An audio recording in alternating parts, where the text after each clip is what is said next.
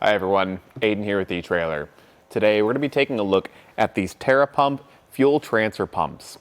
This particular one is going to attach to either a 15, a 30, or a 55-gallon drum and be a good way to transfer a variety of different non-corrosive liquids such as gasoline, diesel, DEF, and other liquids that it is approved to be used with. Let's check it out. With this particular version of the pump, there's a few things to keep in mind. We've got this option that's going to be powered by a lithium-ion battery, and then there's one that isn't battery operated. It'll actually have a plug on the top that you can plug directly into the wall. So depending on what you're looking for, you can go for either option. They are going to function the exact same way though. And then with the battery-powered and the non-battery powered option, there's going to be versions that have an inline flow meter. That flow meter is just going to tell you how fast the water is flowing or whatever liquid you have going through. We've got water today.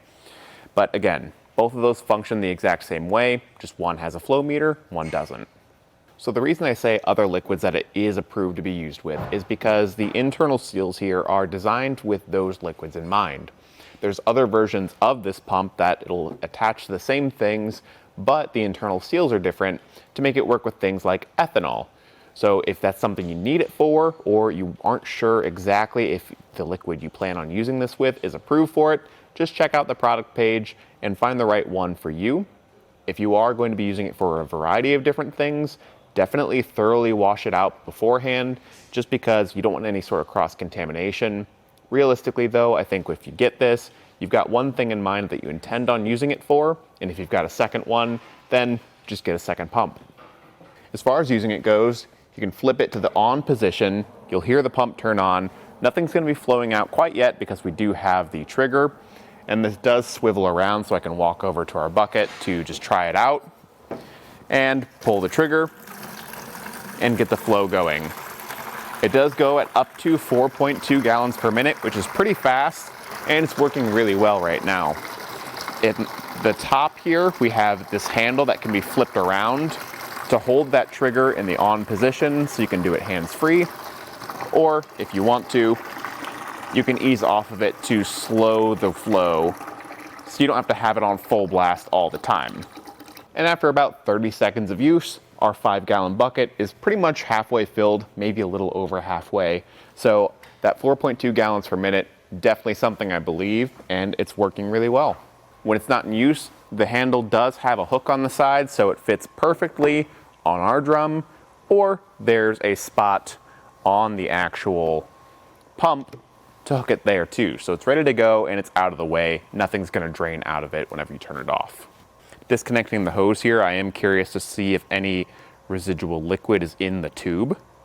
So I'm just gonna unthread it and carefully just keep it up and take it over to the bucket to dump it out. Ready?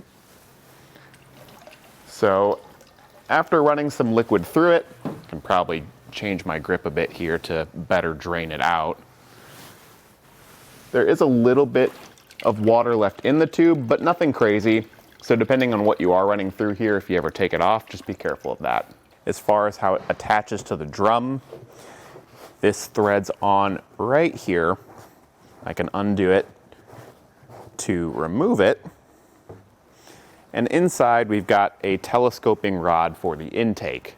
You can loosen it up at the swivel right here and either compress it or expand it depending on the size of the drum you have.